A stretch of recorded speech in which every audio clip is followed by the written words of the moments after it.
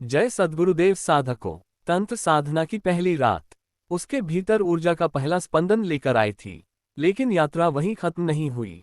असल में यात्रा तो अभी शुरू हुई थी।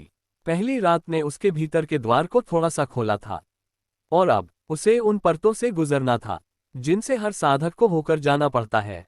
मन की परतें, क्योंकि ऊर्जा जागरण से पहले मन का स्थिर होना आवश्यक है और आज की साधना उसे मन के समुंदर में ले जाने वाली थी। अगली रात साधक फिर उसी कक्ष में बैठा, दीपक जलाया, लौ की परछाई दीवार पर नाचने लगी। वह धीरे धीरे सांसें लेने लगा, अंदर उतरने लगा। लेकिन आज कुछ अलग था। जहां पिछली रात ऊर्जा का स्पर्श हल्का और शांत था, आज मन में विचारों की एक अजीब हलचल उठ रही थी। विचार आ रहे थे, बिना बुलाए, बिना रुके, जैसे कोई दरवाजा खुल गया हो और मन के भीतर जमा सब कुछ एक साथ बाहर बहने लगा हो।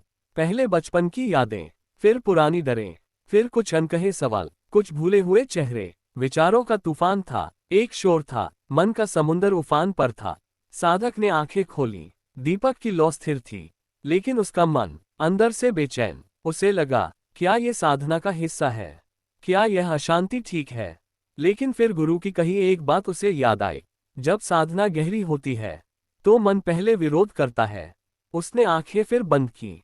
वह उस तूफान से लड़ने नहीं लगा, बस उसे देखने लगा, जैसे कोई किनारे बैठकर समुंदर की लहरों को देखता है। धीरे धीरे विचारों की लहरें कम होने लगी, बीच बीच में अंतराल बनने लगे, छोटे छोटे शांत क्षण। और एक समय ऐसा आया जब अचानक सब शांत हो गया। मन का समुंदर स्थिर हो गया, जैसे हवा थम गई हो, जैसे समय रुक गया हो। वह क्षण पहली बार सचमुच खाली था। न विचार, न आवाज, न भय, न शब्द, सिर्फ एक विस्तृत, शांत, अनंत आकाश। उस मौन में साधक ने एक नई शक्ति महसूस की, अंतर शांति। यह ऊर्जा का स्पर्श नहीं था, ये भावनाओं का विस्फोट नहीं था, ये था मन के शांत होने का पहला अनुभव। धीरे धीरे उसने आंखें खोली। कमरा वही था, दीपक वही था, लेकिन वह खुद थोड़ा बदल चुका था, थोड़ा हल्का, थोड़ा स्पष्ट, थोड़ा जागा हुआ। उस रात साधक ने एक बात समझी, ऊर्जा जागरण से पहले मन का शांत होना जरूरी है। और मन तभी शांत होता है जब हम उससे लड़ना छोड़ देते हैं। विचार आएंगे, यादें आएंगी, भावनाएं उभरेंगी, लेकिन साधना का मार्ग यह नहीं कहता कि उन्हें रोको, ये कहता है उन्हें देखो और उन्हें जाने दो। आज साधक ने मन की पहली देहरी पार कर ली थी और उसकी यात्रा अब और गहरी होने वाली थी।